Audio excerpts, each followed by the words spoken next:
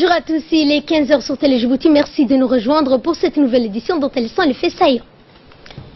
Une réunion d'information sur les projets de textes de loi et décrets adoptés lors du Conseil des ministres c'était la semaine dernière. Et les dirigeants de plusieurs pays dénoncent les actions d'Israël. Bonjour à tous et nous entamons ce journal avec la tenue d'une réunion à la Chambre de commerce avec le ministre du Budget. Le ministre du Budget a tenu ce dimanche 1er avril une réunion d'information à la Chambre de commerce de Djibouti.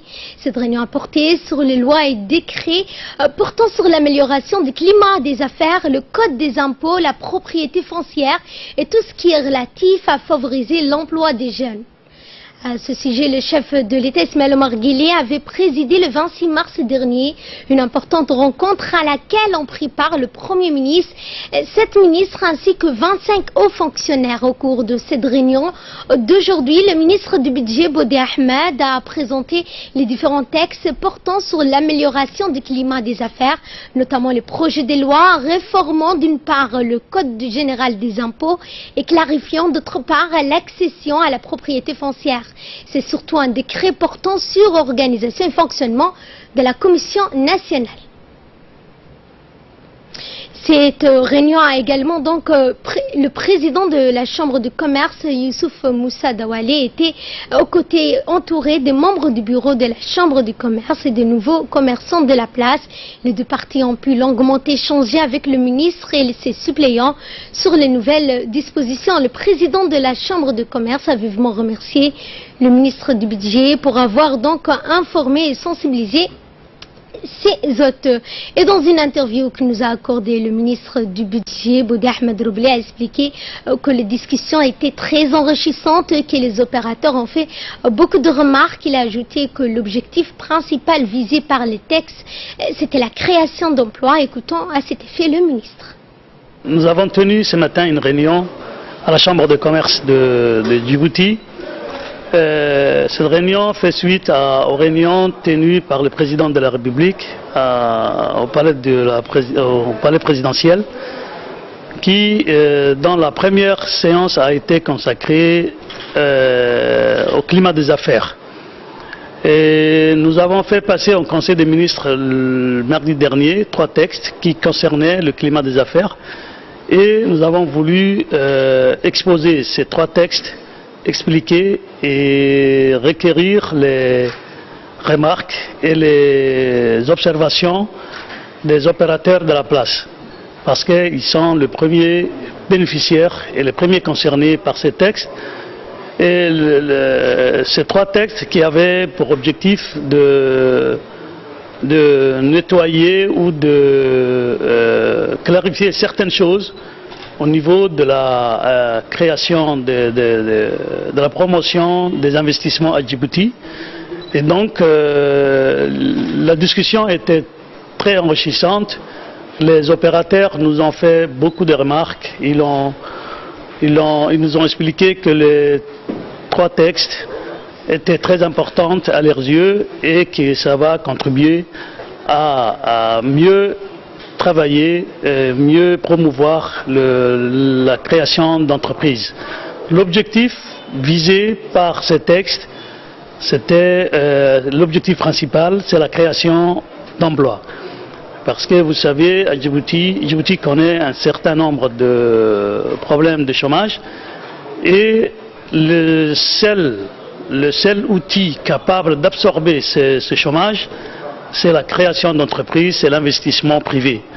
Et c'est dans ce sens-là que ces 3 textes ont été introduits et nous avons profité ce matin à expliquer et requérir les doléances ou les remarques des opérateurs de la place. Je crois que la conclusion de cette réunion était d'améliorer la coordination et la coopération entre le ministère du Budget, notamment les institutions chargées de la fiscalité, et la Chambre de commerce qui représente les commerçants de la place.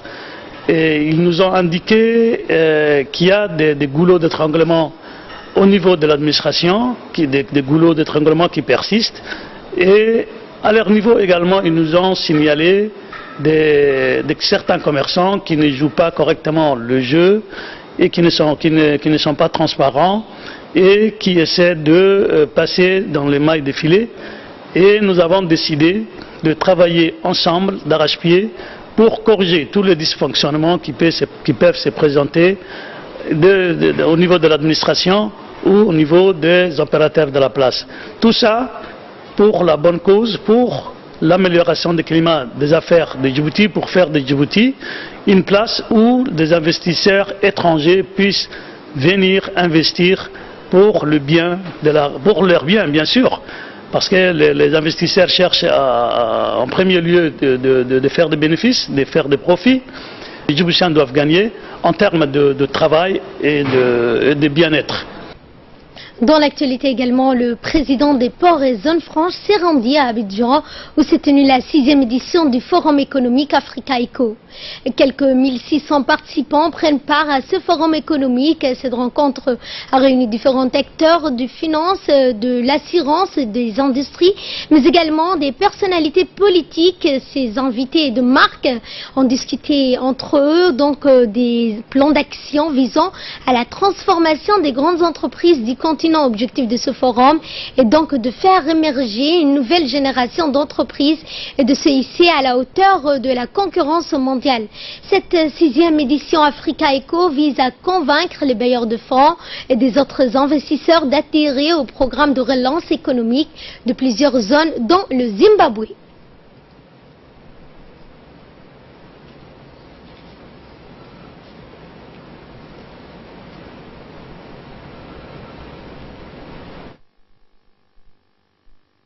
Et dans son mot prononcé à cette occasion, le président des ports et des zones franches a souligné que le continent africain avait d'énormes richesses et potentialités. Il a souligné que le commerce interpays africain était le socle de la croissance africaine.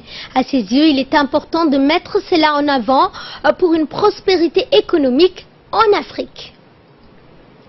Sport scolaire cette fois, la saison sportive scolaire a démarré dans les épreuves collectives où 8 équipes issues de tous les lycées et collèges de la capitale se sont affrontées vendredi après-midi dans la phase finale en football.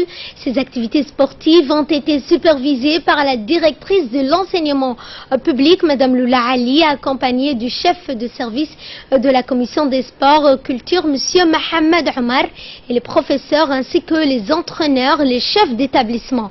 La finale du 3e tournoi de handball s'est déroulée au gymnase du lycée d'État de Djibouti samedi après-midi entre les finalistes de collège et de lycée de la capitale.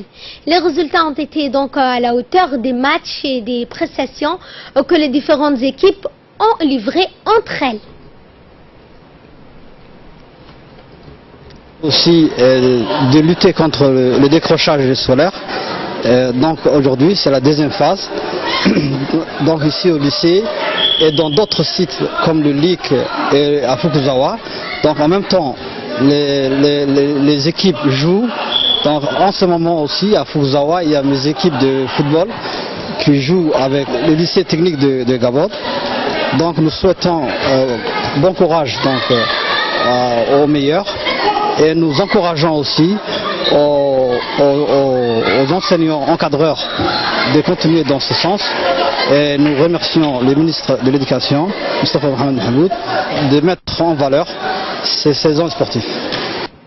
Et de là, nous passons ce qui domine l'actualité à travers le monde. Des organisations de défense des droits de l'homme et quelques rares dirigeants dénonçaient les assassinats ciblés par les snipers israéliens de Palestiniens lors de la commémoration de la journée de la terre. Avec nous pour nous en parler sur ce plateau, Samatar Saïd. Bonjour Samatar. Bonjour Ferdous. Et qu'en est-il donc de ces assassinats commis par les Israéliens? Effectivement, Ferdous, plusieurs pays et groupes de défense des droits de l'homme ont dénoncé les tirs contre les manifestants palestiniens qui ont défilé par milliers le long de la clôture orientale de Gaza. Les affrontements, Ferdous, entre les manifestants palestiniens et les soldats israéliens ont pris hier après-midi à la frontière entre Israël et la bande de Gaza, faisant 35 blessés et palestiniens selon les services de la santé de la bande de Gaza. Le porte-parole du ministère gazoui de la Santé affirme que 35 jeunes palestiniens ont été blessés par tir des soldats israéliens, que tous les blessés ont été hospitalisés pour être soignés. Il s'agit de la seconde journée des affrontements qui sont déroulés entre manifestants palestiniens de la bande de Gaza et des soldats israéliens. Au lendemain, rappelons-nous, des manifestants, des dirigeants de plusieurs pays ont dénoncé les actions d'Israël.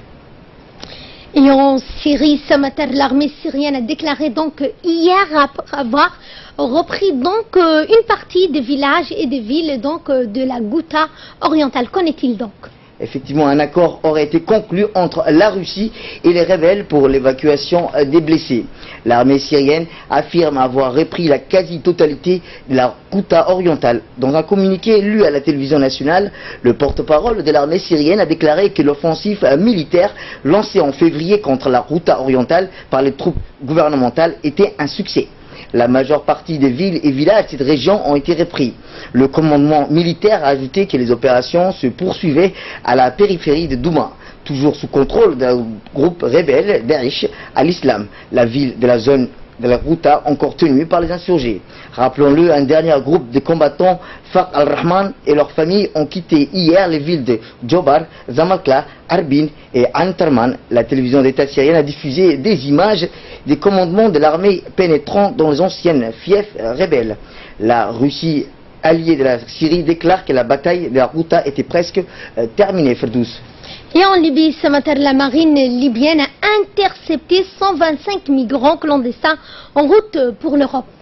Effectivement, en tout, 125 migrants de nationalité africaine ont été secourus. De nombreux migrants choisissent de passer par la Libye pour traverser la Méditerranée afin de rejoindre les côtes européennes, profitant de la confusion qui règne dans le pays depuis 2011. L'amélioration des conditions météorologiques a entraîné une hausse de flux de migrants entre la Libye et l'Europe, en particulier au départ de la côte de l'Ouest. L'Organisation internationale pour les migrations, l'OIM, a répatrié 166 migrants nigériens en Libye qui souhaitent rentrer chez eux dans le cadre du programme de rapatriement volontaire de l'organisation. Dépassés par l'afflux, les centres d'assistance aux migrants en Libye accueillent des milliers de migrants qui ont été secourus ou arrêtés par les autorités libyennes. Ces programmes offrent donc aux migrants la possibilité de rentrer chez eux. L'an dernier, l'OIM a rapatrié plus de 20 000 migrants clandestins depuis la Libye. Et ces expulsions ce matin de diplomates occidentaux et russes expulsés des États-Unis dans le cadre de l'affaire Skripal, 60 diplomates russes et leurs familles sont montés à bord de 2 avions. Effectivement, deux avions ont décollé de Washington pour ramener en Russie les diplomates russes expulsés des États-Unis dans le cadre de l'affaire Skripal. Au total, rappelons-le, c'est 171 personnes qui ont quitté les États-Unis à destination de la Russie.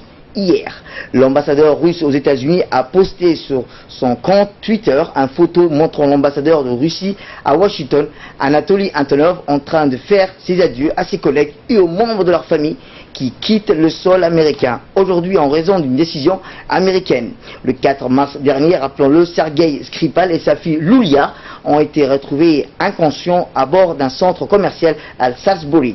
Une semaine plus tard, la première ministre britannique Theresa May a accusé la Russie d'être derrière l'empoisonnement de Skripal, sans toutefois présenter des preuves pour appuyer ces allégations avant d'expulser 23 diplomates russes du Royaume-Uni. Et pour terminer ce matin, cet incident frontalier qui s'est produit entre la France et l'Italie après l'intrusion des douaniers français dans la zone des Alpes italiennes où opère une ONG italienne qui vient en aide des migrants. Effectivement, Ferdous, un contrôle des douanes français dans une clinique gérée par une ONG aide aux migrants à Hangar de Barchunia dans les Alpes italiennes a provoqué la colère de Rome. En Italie, certains y ont vu une violation de souveraineté. La France a jugé hier que la présence des douaniers français à l'intérieur d'un local de la gare d'une commune alpine frontalière en Italie était parfaitement légale. Le ministère italien des Affaires étrangères, qui avait convoqué hier en fin d'après-midi l'ambassadeur de France à Rome, Christian Masset, a réagi très sèchement aux explications françaises.